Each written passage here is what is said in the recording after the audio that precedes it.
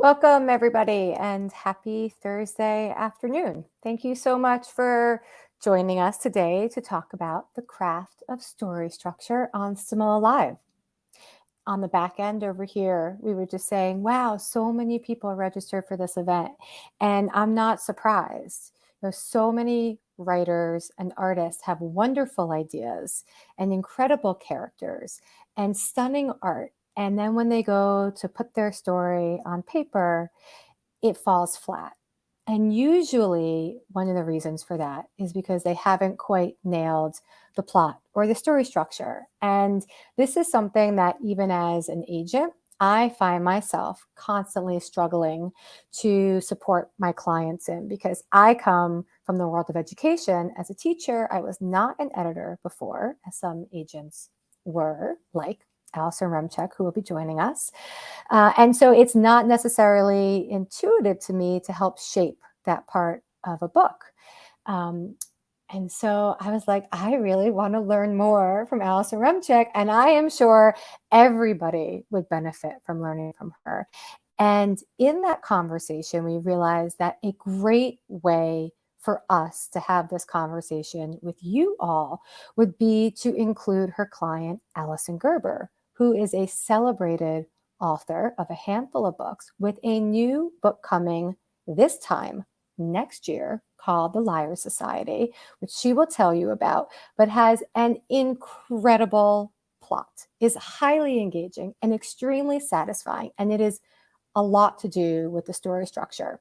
And so the Allison, the Allisons, will be talking to you about that today. And then I will be interjecting with many questions to help broaden the talk from beyond just the middle grade novel to picture books or graphic novels, or really when it comes to story, whatever age it is that you're writing for, the story structure conversation is similar.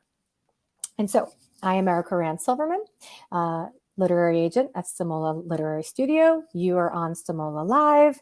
If you would like to make sure that you don't ever miss our events, you should subscribe to our channel. This event, we had some emailing issues. I think we got them fixed because a lot of you are here. But if you had subscribed, it wouldn't have mattered because you would have gotten your notification directly from YouTube.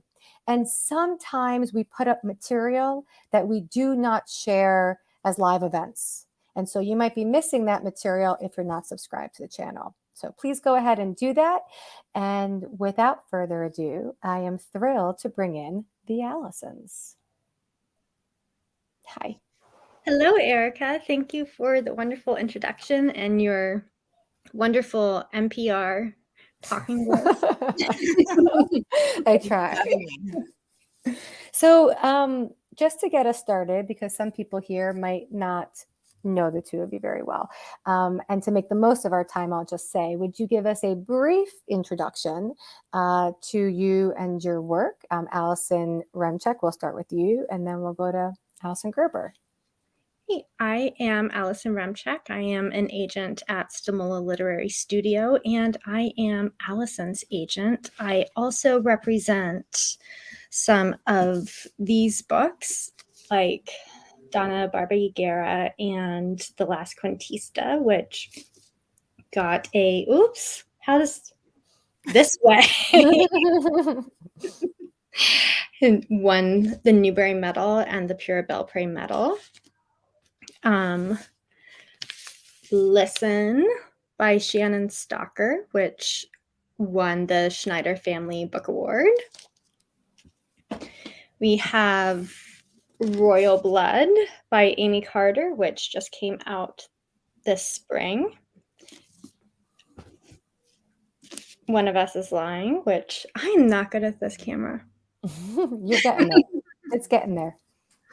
Which has been on the bestseller list for over 5 years. Yes. And we have The Corgi and the Queen, which is very special to me because it led to me getting my own corgi.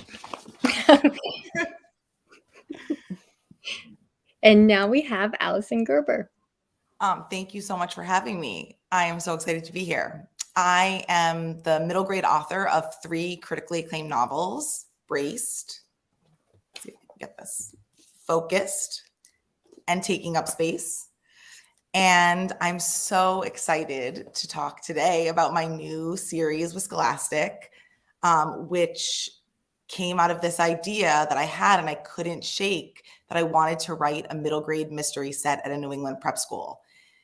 And the concept is the Liars Society. It's perfect for middle grade readers who really want the inheritance games and one of us is lying, but who just aren't old enough for it yet. It's Knives Out for the whole family. And I'm just really excited about the series. And so what's particularly interesting for our conversation today is that you brought this idea to your agent as an idea. Yeah. And then you worked together, with Allison sort of scaffolding you to work out an idea into a plot and into a novel. So maybe Allison Remcheck, you could start by telling us from an agent's point of view what your first steps were in supporting Allison in taking the idea and moving it forward. Sure. So it was very exciting when Allison brought me her idea for the Liar Society to start. And she had a wonderful pitch to start with, a wonderful log line. She was able to sum the story up into a couple of sentences. She knew how to make it snappy and punchy. I think that the original hook she had was an unlikely group of 6 kids come together to form the Liar Society at this boarding school. And I read the initial pages of it. I knew that she had the voice, she had the hook, and we just needed to find a way to make it all come together again. And for Allison, what she did so well to start was she had this concept firm in her mind that she wasn't going to deviate from that. So we were able to structure the story and continually coming back to this idea of the boarding school, a stolen money mystery, which was our first mystery that we were working with. And we began to expand it and layer it out and turn it into what is not just a novel, but is a series. So I think that this is a great example to use because it's a mystery which inherently relies on having really good structure to make it work.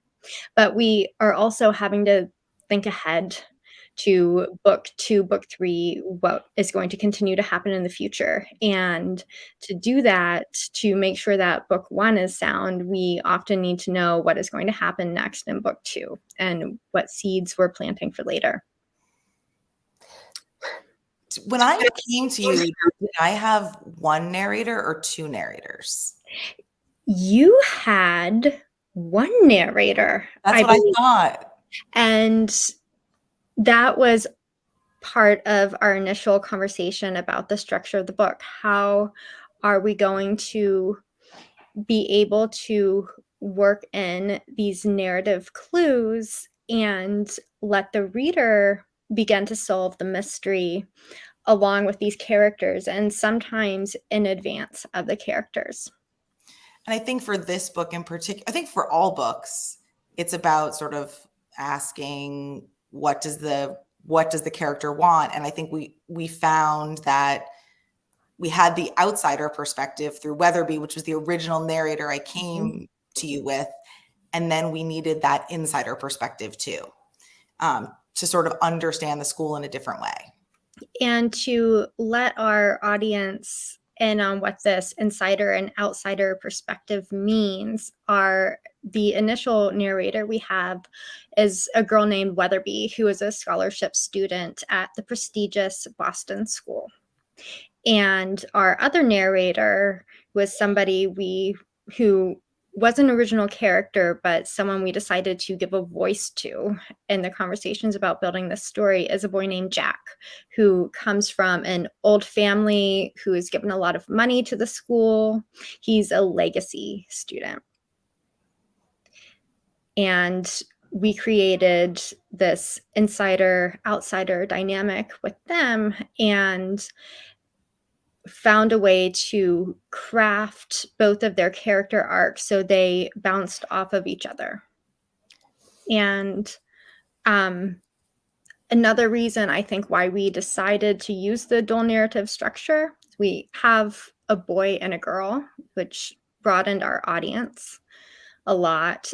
But we also are keeping the book very snappy and on level. So, a younger middle grader could read it, but maybe somebody older who is still looking for this high concept and struggling can digest the story much easier in these chunks. Allison, can you speak to what high concept means? Yes, high concept is kind of my favorite thing. It is a high concept pitch asks like a what if question, or if this happens, what happens next? And you can describe it very quickly in an elevator pitch. So what happens if an outside girl wins a scholarship at a school and it turns out that there's another reason why she's there? High concept always gives me the chills. But to further simplify it, it's like any really good Disney movie. It's like Jurassic Park. Like, what happens if we are able to clone dinosaurs and put them in a theme park? What happens if two twins end up at summer camp and find out that they're related and they never knew each other? These kinds of really fun ideas. And Allison previously has been a very literary writer. And so her books have always involved some deep issues and literary arcs that follow. Really, it's more about the character's development and not the plot that moves the book forward. Okay, I'm gonna pause you. My question was going to be, can high concept be literary? Yes. Can literary be high concept? Yes. Yes. Okay. But it doesn't have to be. But it doesn't have to be. But it can still be satisfying and well structured. Correct. And the difference I'm hearing you say is that the main questions are around character, not around plot. Correct. So our goal with the Liar Society was to find a way to do both, was to harness Allison's talents that she's showcased for so long and to come up with these really satisfying character arcs with some deeper secrets with our characters and larger issues. Something that I think maybe will be helpful for anybody who's listening, who's sort of in the same boat that I'm in, where they have not written something that is high concept before, but they have experience with emotional arc, is that I always wrote my books with the feelings first. And this book I wrote flip-flopped. And I wish I had tried it sooner. Like, I just never even thought. I thought, like, well, this is the thing I'm good at, so I should do that first when I'm writing a book. But actually, like, it really helped me to sort of like use my left hand. You know what I mean? Like, to do it differently. I wrote this book plot first. I can't do both at the same time. I know some people can, but I can't. Like, I have to write the book twice. And so I wrote this book plot for Allison, and I worked together to build out the plot. And I did that first and then layered on the emotional arc. Did you work with an outline before you started writing the plot arc? I would not say like a very specific outline. I think when I came to Allison, I had a pitch. I had 25 pages, maybe a little bit more than that. I probably said I had more than that. And I had an idea of how I wanted the story to go. So I had an idea of where it would end up. And I think that helps to know where you're heading. but I didn't have like a specific outline of it. I sort of had some ideas of what might happen along the way. And Allison sort of helped me figure out where the story might go. And then we outlined the first half of the book and then the second half of the book. But knowing where the ending was going to go. And every author is different and every author needs different things. And one of the things that I think really worked for Allison is she found the voice of the characters first. And a lot of what ended up in those original 20 or so pages, I don't even think it's there anymore. But the voice of Weatherby is still there. And it's almost like Allison wrote the pages until she heard Weatherby loud and clear in her head and knew what that voice was. And then she just scrapped it. And we went back to the beginning, knowing what would happen. And when we first started talking about this book, we knew what the midway point was going to be. And we had... How did you know? How did we know? Well, we knew the inciting incident too. That's Yes, the other thing we knew. inciting. So what is an inciting incident? The thing that happens that changes everything. The reason you're in the story. That's how I always think about it. Like, why are we here? Why now? Yes. And how is that in the center? Or that happens earlier? That happens earlier. Mm-hmm. That usually happens within the first 3 chapters. And we knew, I guess, at our midway point, we knew what our turning point was going to be. When things change, when we realize that more is happening, there's more to the story than what we see here. And we knew that for a mystery to work, for this to pull in the literary quality of Allison's writing, for us to have the satisfying character arcs, that we were going to need more than one mystery. And that was what we were feeling out when you wrote, sorry. No, I think what you mean is like when we went to go craft how things were going to connect, the A line and then the B line. Okay, so what is an A line and what is a B line? And can you discuss the importance of their intersection? Would you like to do it, Allison? I don't want to describe it. Allison Remcheck, you have described it for me. Okay. Well, I know the you can do A line is, the way I think of an A line anyway, is the major plot point. Like if somebody asked you, what is this book about?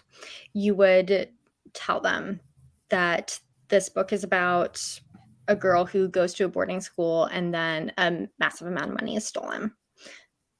That would be the A line. The B line, sometimes I would not say that the A line is the most important plot, because it's not always the most important plot. But it's the one that stands out in your mind the most, that pulls the whole story together, the one that we're seeing through from, and everything goes back to the A plot. The B line is kind of a sub storyline, and a lot of the time it is working in the backstory of the characters, or something more secretive is going on that we weren't thinking about before.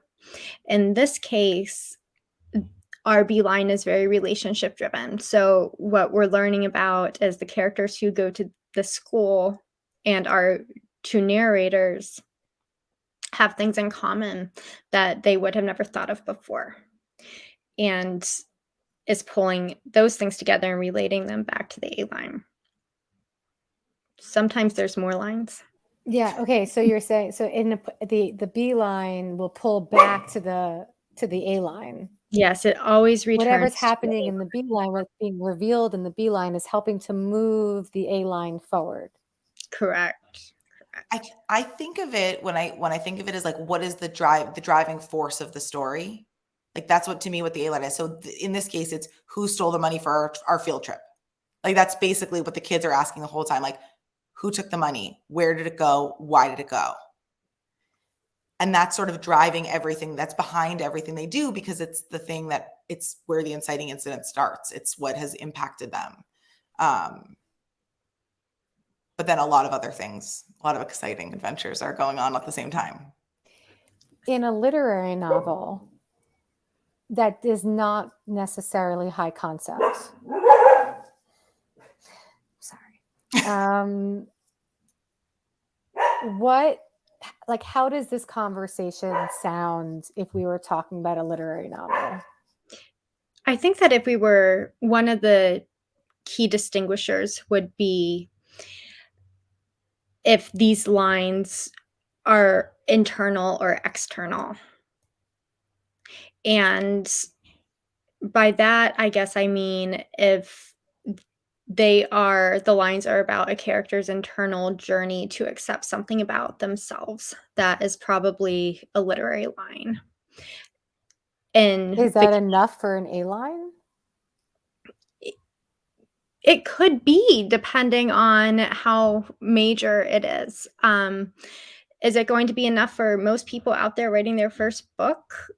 Like, probably not, unless you're a really, really amazing writer. It's part of it is it's hard to get attention with a line like that if you're out there in the query box. By an amazing writer, you mean highly skilled in using language in a beautiful way? Or like, what do you mean by an amazing writer? Yeah, somebody who just has the voice, the use of words, just knowing how to put words on a page, that je ne sais quoi. Can you talk a little bit more about a successful, maybe by using an example or a movie, a successful literary novel? Like, can you give some examples of how A lines and B lines might work? No pressure. I did not pose any of these questions in advance. I want the audience to know that they're working completely in the moment. So take a minute if you need it, or we can always circle back around to anything.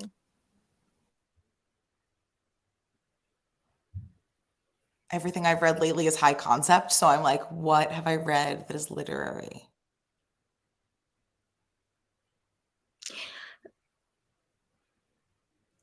I think, like, trying to think of stuff that maybe other people have read too. I think you could have a book like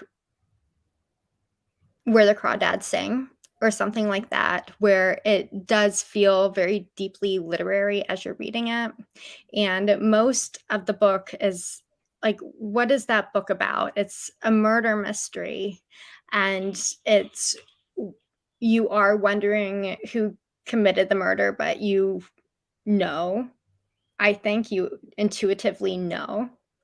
And it's really more about the life of this feral girl and how she's evolved and changed through the course of her life and the things that have happened to her, to the point that even though it's a murder mystery, that almost becomes of no consequence by the end. Like, you don't really care and you really don't care that the person died or who did it to them. I think, does that answer the question? What was the question again? No. I guess I'm just wondering, like, if but that it does address it, but again, that feels like it has that high concept angle of the murder mystery. I think When You Trap a Tiger, Tay Keller's book, is a good example of a literary, because it's truly a literary middle grade novel where a girl is emotionally changing and developing. Her relationships are key to the story. And Tay does some beautiful poetic things to use family and history and culture and her grandmother, the character's grandmother, to show what the girl is experiencing as she changes. And that relationship comes out with the relationship with the tiger, but it isn't, it isn't sort of like plot the way we think about plot, or high concept the way we think about high concept. It's very poetic and beautiful and driven by the emotion. And The Last Quintista, is another, I guess, we're talking about Newbery winners. That would be another example of it. I can't think of anything more high concept than the world is about to end because a comet is going to hit it and people are taking off in a spaceship to settle a new planet. That is like peak high concept there. But the storytelling isn't like that at all. It's mostly about the exploration of ideas of, family, and what does it mean to be taken away from everything you know? What does it mean to lose the idea of story and storytelling and ideas being squashed? And it spends a lot of time exploring really deep ideas with just these little tidbits of things that move the plot forward. There's a question in the chat. Can you identify the A and B line in When You Trap a Tiger? I think the A line is a girl coming to terms with what is happening. The inciting incident is they move to where her grandmother lives and coming to terms with what's happening to her grandmother, like who's this important figure in her life and a strong center, and like somebody who's really helped her define her identity, someone she really admires and connects with. And I think that the what's happening with the grandmother is, to me, is the A line. And and I guess the B line, I mean, there's probably more than one B line in that book. And maybe some things that, maybe aren't exactly B lines, but CDE lines. Yes. Well, because they all sort of go off the same idea. But I think that we're kind of rambling in a way that is making this even more confusing. So, I don't know. I think it's actually kind of helpful. What about in The Last Quintista, Allison? Well, I would say that the A line is the comet line, the escape from Earth, the land and the new planet, line with the collective. But the B line, again, just like in When You Trap a Tiger, is to do with relationships with the family and finding how people grow and change in and out of time, and the pursuit to find and save the words and ideas. And I would say that book can't really be simplified into A and B lines the way some other books can. And I would say that it's, there are other little subplots, but it is really more about the building of the character arc, which almost becomes its own A line. And that sort of distinguishes it as being a literary book. So, how many times did you rework The Liar Society? Feels like thousands, but it wasn't thousands. I think like rework, I did a lot of sort of like 10 steps forward, 2 steps back. So I would write 50 pages and send them to Allison, and we would talk about them. And sometimes those 50 pages worked, and sometimes part of those 50 pages worked. And when only part worked, then we talked about why it wasn't working and what were you looking to see like, what were you looking to see what worked and what didn't work? Is it against the sort of synopsis or outline that you guys had created, or? Sometimes when you make an outline, right, it works. And all the pieces that you put together on the outline fit perfectly together. And sometimes as as I like went back to go write the story, I realized these pieces aren't fitting perfectly together. And they're not fitting perfectly together because we're missing part of the mystery that we didn't even know we needed. Sometimes they weren't fitting together because I think at some point I realized like it wasn't fitting together because there was a piece of the story that needed to be changed. And I can't get too much into it without spoiling it, but it's really good. And so once we changed that, everything else fell into place. And that's the really cool thing is that once you have all the pieces on the table, then you can sort of start to adjust them. And it doesn't mean like the whole thing has to be scrapped. So when I went to go, so I felt like it's so many times reworking it because you're just trying to find the right piece to make everything else work. Especially if you build characters who have a really strong want and need. If your character, like, what does your character want? I always, in every chapter, I feel like I'm asking myself that question. What does my character want? What does my character need? How are they getting it? What's the conflict in the scene? And what's the resolution? And where are we going from there? And I feel like a lot of what Allison and I talked about was sort of making sure that at each point, we were moving toward the goal of solving the main mystery and the secondary mystery, but then at the same time, making sure that each character was sort of finding their way through the story and that the stakes were high enough. And in a book like the book that Allison wrote, there's a need to create this feeling of propulsiveness. And sometimes that's the thing that is lacking when you turn the pages in, is how do you keep the pages turning?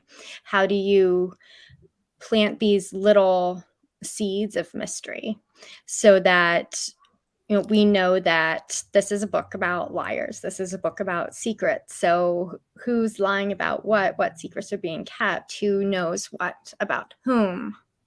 And how do we work that in? And when the book first started, we had a vague idea that everybody has, like, let's say, kind of committed a crime. They have something about themselves that they don't want anyone else to know about.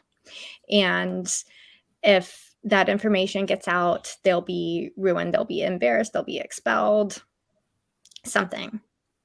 And to find out what those things could be that really raise the stakes for each of those characters in a way that made sense. And they didn't all have to be equally bad things, but they had to be bad to that person, to that character. You had to know that character very well.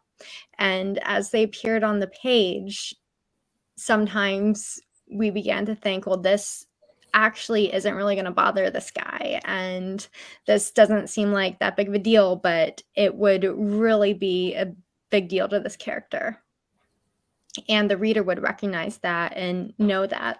So much about writing, and writing a mystery in particular, but really writing any book, is the ability to create tension. And it can be something that's really simple, but just the character not wanting to, or the reader not wanting to be let down by the character.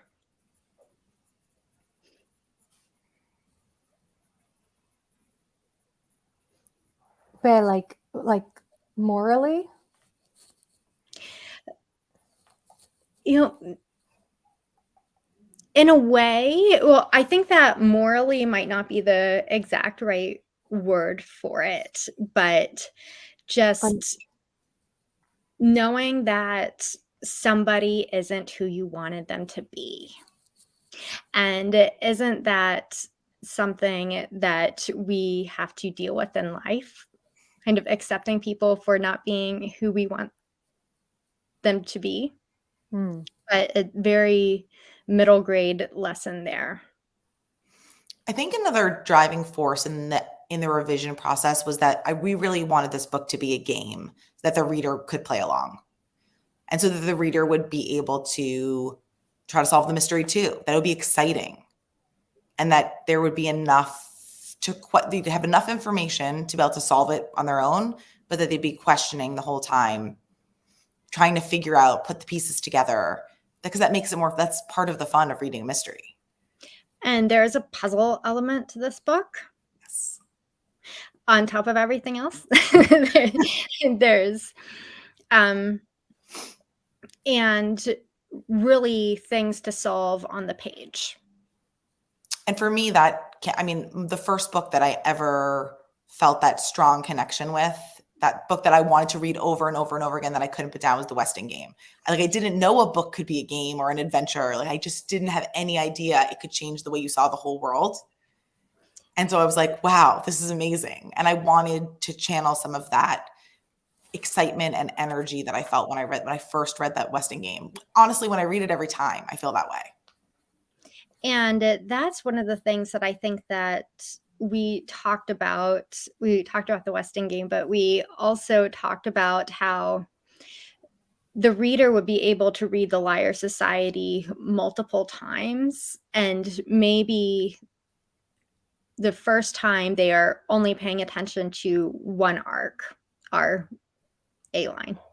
But they go back and read it again and realize that there's something that they missed. And our real important reveals are not in our A line at all in this book. Alyson Gerber, did you go to a writing program? I did an MFA program at the New School in Writing for Children. I loved it. I learned so much from it. I don't think that it's necessary to go to an MFA program. I was an English major, but I was not a creative writing person. I didn't take a creative writing class until my very last semester of college. I was a theater major, and then I became a theater minor, and then I forgot to fill out the paperwork. So I was really a theater nothing. But I spent a lot of time doing theater, and I did a semester at Tisch, and I took a playwriting class. And that's when I was like, oh, I think I want to do this. It's funny because I'm listening to you talk, and I taught playwriting. Well, I was an English teacher, and so I taught playwriting with the support of young playwrights back in the day. I don't even know, it was so long ago. I don't know if they're still around. It's like 20 years ago. But they would teach things, and this is why I talked to Allison Remcheck in terms of language. I remember from that, like the dramatic question, or there's some of your other language that was really familiar to me, like the turning point, or like what does the character need and want? These were things that I remember were a big part of my work as a theater teacher, because you had to do that both as a playwright and both as an actor. And I studied Strasberg and Stella Adler. So I also think about beats. What if you were going to perform this, if your character's dialogue were going to be read out, and I always read all my dialogue out loud as if I'm performing it. Where are the beats? Where is the turning point in the dialogue? I think it is a really helpful tool. So if there are people here with theater background, or if you're just interested in learning more, I think for me, dialogue is sort of what drives everything. That's how people talk. That's where the tension, for me, that's where tension is. It's in the conversation. It's in those silence, those moments, those really uncomfortable moments. I love writing those. And so I get really excited to get when I get the Liar Society into a room, I'm so excited I get to hang out with them and see what's going to happen. And that's where I think a lot of the fun can happen. And you have to sort of want to be in the room with your characters. And these characters really feel like they write themselves, but it's funny that we're talking about dialogue and the dramatic aspect of this. But we, at one point a few weeks ago, as we were finishing up the edits on this, realized that we were coming to a major scene right before the resolution of the book where everything needs to kind of fall apart. And Allison said, "Remember that scene in Saving Private Ryan?"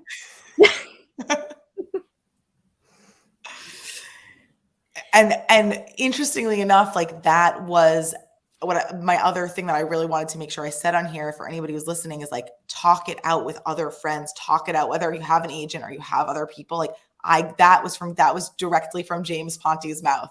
Like he was like, have you seen the scene in Saving Private Ryan? And I was like, yes, that's exactly what I needed. Sometimes we have to look for inspiration from other, from like totally out of the genre.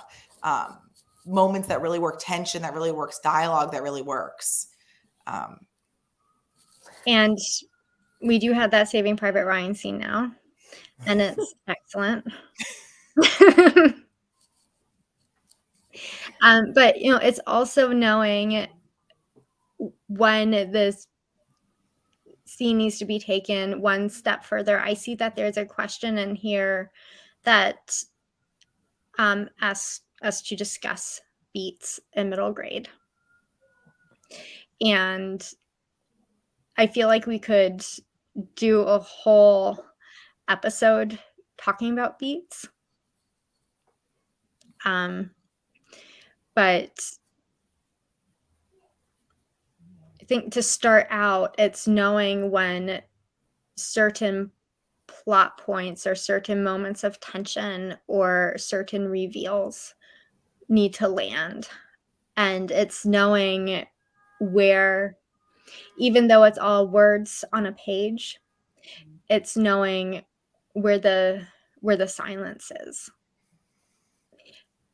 And knowing, I think if you have multiple people in the room having this conversation, knowing where each of them are. So like you're the puppet master, you're in charge as the author, you're in charge of making sure that that tension is building because of where each person is in the moment. Like oftentimes I feel like a scene doesn't work when I take a step back and I'm like, wait, what does this person want in the scene? I'm not like, if I feel confused about it, the reader's going to feel confused about it. Like I need to know everybody in the room.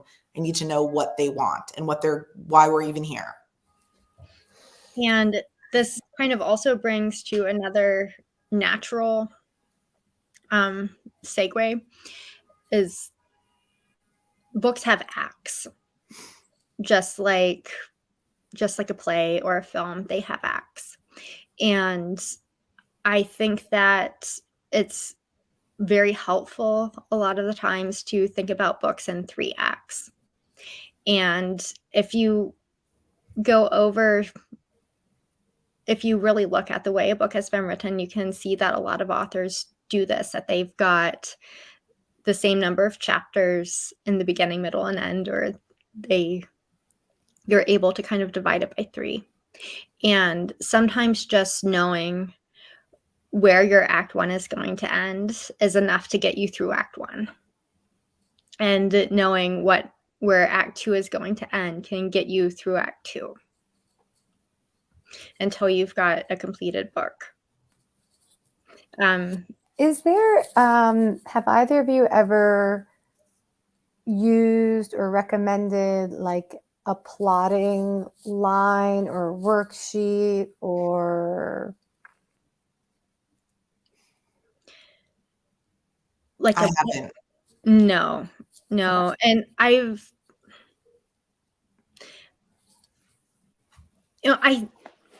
we're talking about plot and structure and that your book needs to have all of these different elements and that things need to kind of happen at about a certain time.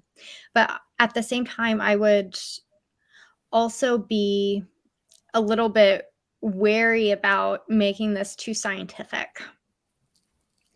And, I do think that it's helpful to, say my book has 3 acts, each act has 7 chapters or something like that.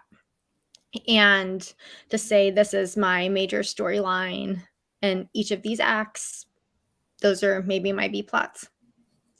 And my A plot is going to carry these all together. And this is what's going to happen for my plot arc, my character arc. These are the themes for the book. These are the themes for the act. This is what character development needs to occur in these sections, and to think about it in chunks. I think that's really helpful for people. But I And Is that like rising action, climate, climax, well,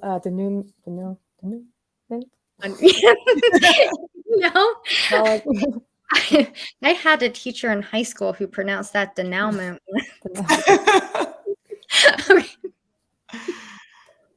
I'll And admit that the somehow first I still time, have this job, so the very first time I ever taught onomatopoeia when I was like 20, 21, I had no idea how to pronounce it. So, teachers learn too. Okay. I feel like everybody should get a certificate in this master class by the end of it. We have about 15 minutes left, and I want to leave some time for questions. But before I go to other people's questions, I have one of my own. Could you briefly talk to this conversation for picture books? Yes. I think that every book consists of the same pieces, no matter how few pages it has or how many pages it has. And to me, I look for three major things. You have your plot arc, which is your storyline, which are your incidents that drive the reader from place to place. How do you get from point A to point B to point Z at the end? And in a picture book, it might be very simple. You might have a very small goal. And in a picture book, I think that sometimes you're a lot more likely to feel like the book doesn't have a plot at all. But if you really look at it, you find that it does, even if you're thinking about it differently, even if it's a concept book. You still need to draw out what is this book really about, and keep pulling yourself back to that. Every story has a character arc, even if it's a picture book.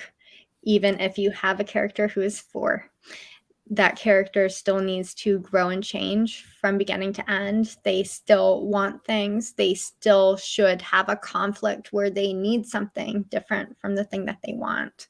There still needs to be some internal conflict, some ability to grow and change from beginning to end.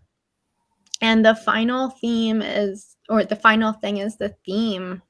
What is this book about? What should the reader take away from the story?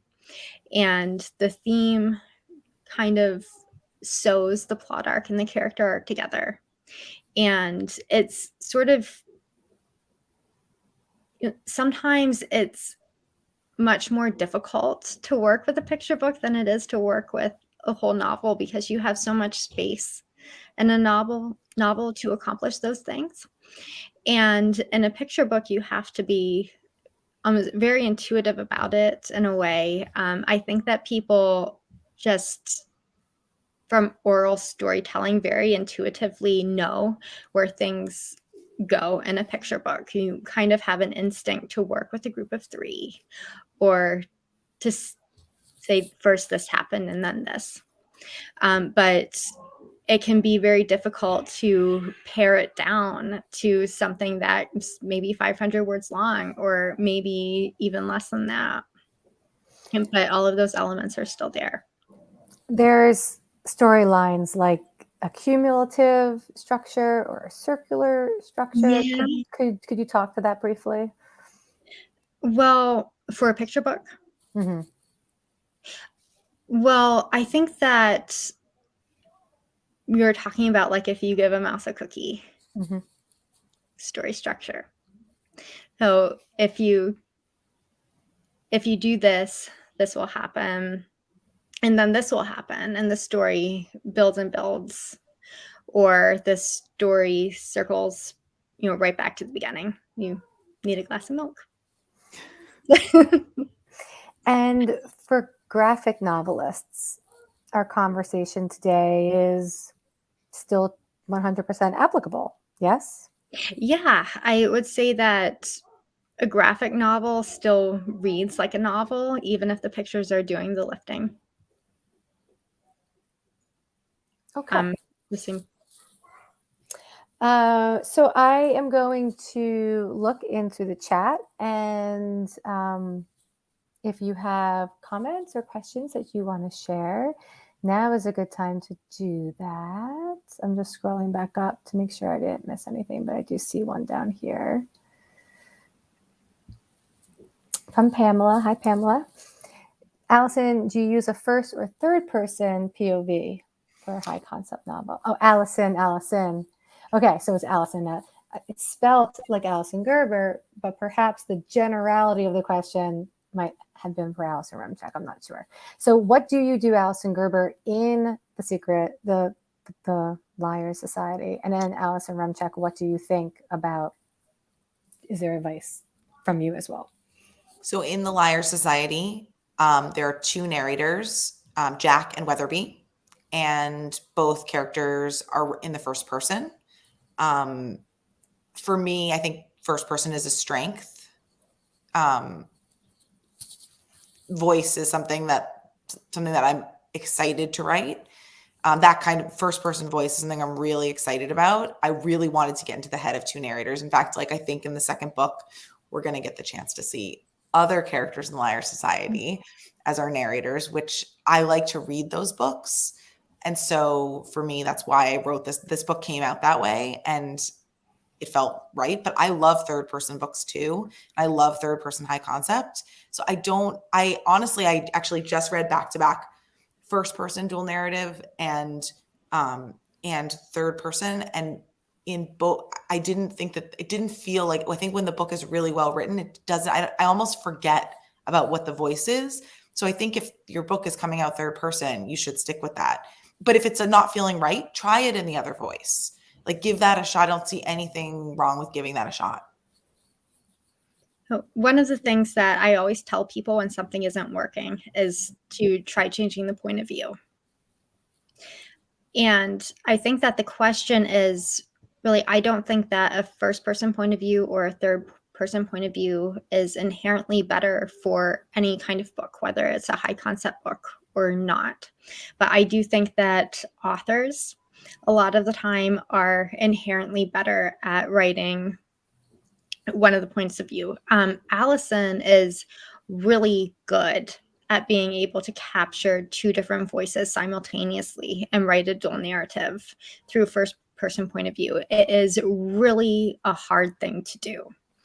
I think that most people cannot do that, at least judging by the submissions I see.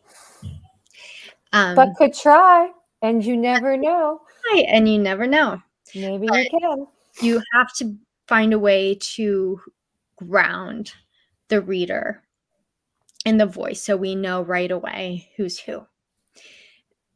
With the third person point of view, I think that that is the one that it seems like a lot of new writers go to first for some reason. I'm not really sure why, but third person can be easier in a way because you don't have to, you have to capture the dialogue, but you're not to, the voice you're in is a narrator's voice. It's not necessarily the person's voice.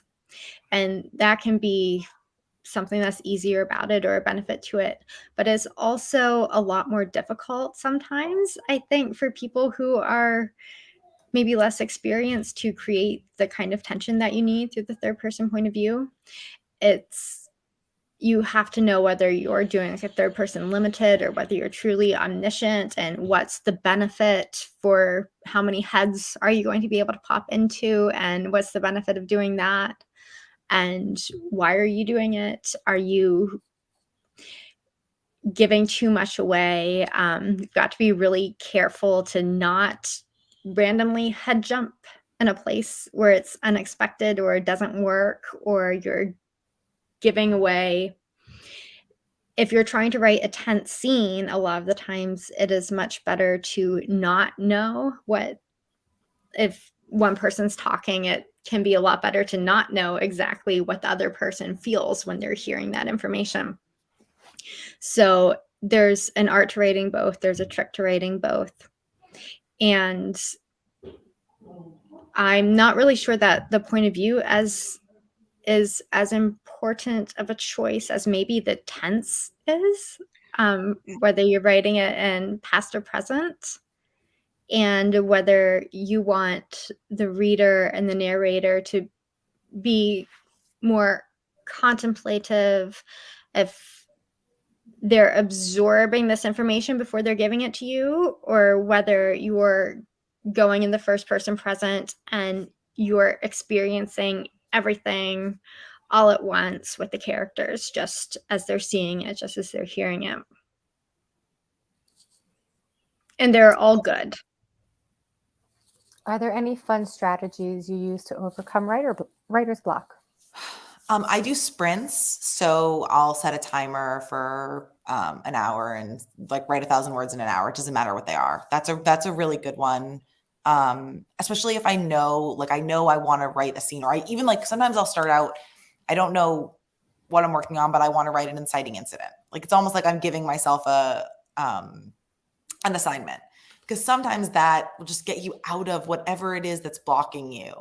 And I think the thing that is usually blocking you is yourself being like, this is terrible. Like you write a sentence and you're like, oh, I can't do this. And every like first draft is kind of terrible. So I think it's important to just get out of your own way and get something on the page.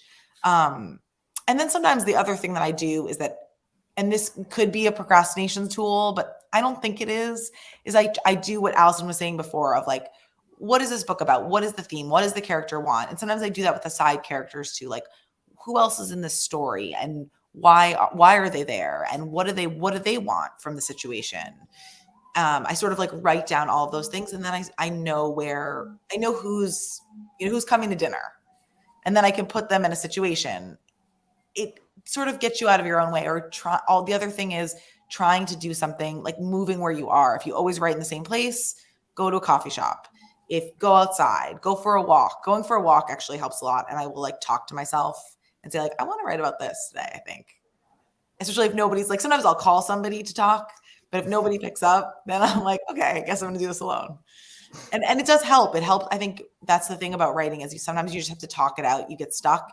You need to just like talk about what is making you stuck to get unstuck. Talala. How do you read with the intention of learning from writers that you admire?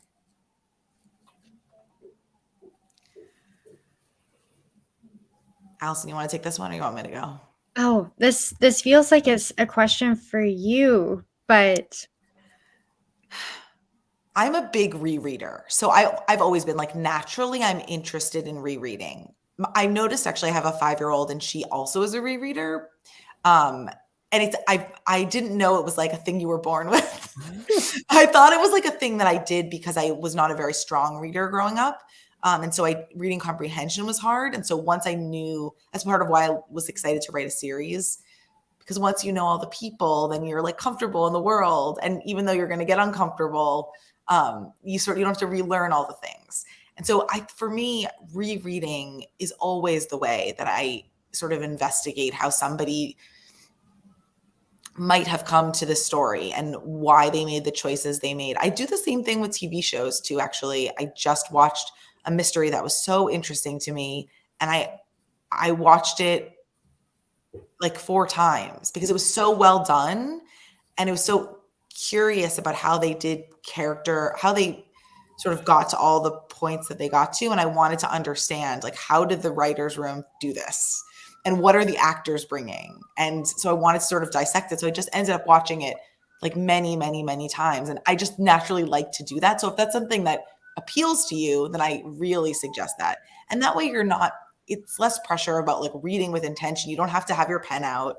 You can just say like, at what point did things turn in the story? And how could this be helpful for me in the work that I'm doing? How do you research the details of how your characters speak, think, and interact with his or her environment, specifically when the characters are younger? So I think we're all 7th graders. That's like my baseline, is that we are all 7th graders and we're just grown up versions of 7th graders. I like notice it a lot whenever I'm like with a group of women or with a new group. Whenever I enter a new group, like I was with a parent group and we all don't know each other, and like how everybody sort of acts is like the seventh grade version of how they would have acted. And somebody's always like the person trying to bring everybody together, and somebody's like got their arms crossed. And so I think part of it for me is like I don't sort of think about age. I think that's not the first thing I think about. The first thing I think about is like, how do we as human beings interact in the world? How do we interface with each other? How do we interface when a conflict comes up? So sometimes I'll think about, if I am trying to work on like 3 different characters, if I put them in a room and something bad happens, like how would each of them respond to whatever it is? And it could have nothing to do with my story, but if the fire alarm goes off, what does each character do? And that sort of, and how do they then like talk to each other about it? How do they deal with it within the group dynamic? Because I think group dynamic is also, how one person acts impact how everybody else acts. And I think the simplest way to do that is actually to think about the family that the home environment that you grew up in, and like what was sort of the ticket, what is the thing, everybody, like when you're with siblings, or if you don't have siblings, maybe like somebody else who was always sort of around in the house, a friend. I'll often talk to like an old friend about like, well, when this happened, what did you think was going on? And it helps me to sort of, because though that's sort of like a basic dynamic, it's sort of a visceral response. It's like the family, the home environment in which you were raised in can be sort of like a Instapot. It's like everything. It's like you're sort of your like truest version of yourself. Maybe not your best version of yourself. Maybe not the self you want to be, but you're like that's sort of the environment that brings out all the things in you. And I try to put my characters in those environments and imagine what would happen. And that always helps me, like to put them in the worst case, to put them in the best case, to put them with people that make them crazy, to put them with people that make them happy. And then I sort of have a sense of who they are. The other thing I do with character is I think about sustaining joy. And this is something that I got from my first editor, Cheryl Klein. Every character needs a sustaining joy. Like, what makes you happy? I didn't like know that was a thing that characters needed, but like, that's how people are. Like it could be like popcorn. I love caramel popcorn. That makes me so happy. Like it brings me true joy. And like mint chocolate chip ice cream and walking on the beach. Like, what are the things that your character loves? And that, honestly, I do think that sparks some happiness in your story. And so, especially if you're writing about a topic that's tough or there's a lot of tension, which you should have tension in your books, but there should also be chocolate chip ice cream. We are at the 2:33 mark, which is over by 3 minutes already. So I'm going to stop us here. But I know we could go on forever. I could go on forever. And I want to honor both Allison's time and all of you also who registered for the event. So an enormous thank you, Allison Remcheck and Alyson Gerber. It was so incredibly informative and detailed, and you brought so much energy and such a wealth of knowledge to our hour together. I feel so excited to be able to be the one to have brought you to everybody. It make me look really good. It was as amazing as I knew it would be. And so I just want to thank you so much for your willingness to give all of this information for free to all these people who I know have stories that they want to tell, and to help them be able to do that more successfully, perhaps, than they did before they came onto our chat together. So thank you so much. Is there anything that you want to add before I let you guys go? I think that Allison actually has not given us her little... Oh, yes.